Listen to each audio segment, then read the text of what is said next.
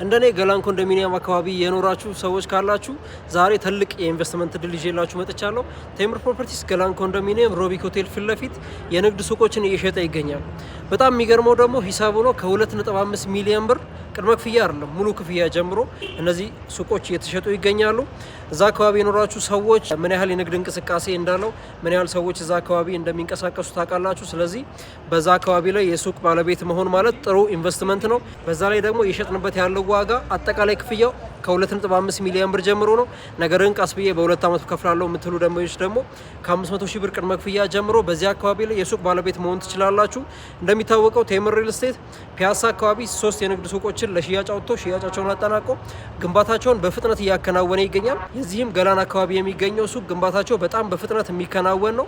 እንዲሁም ሽያጩ በአጭር ጊዜ ብቻ ብዙ ሱቆች ተሽጠዋል። ይህ እድል ከማለቁ በፊት በዚህ አካባቢ የሱቅ ባለቤት መሆን የምትፈልጉ ደንበኞቻችን ከታች በምናስቀምጥላችሁ ስልክ በመደወል ሳይቱን ማየት እንዲሁም ኦፊስ ቀጠሮ መያዝ እንችላለን። ደውሉልን። ቴምር ፕሮፐርቲስ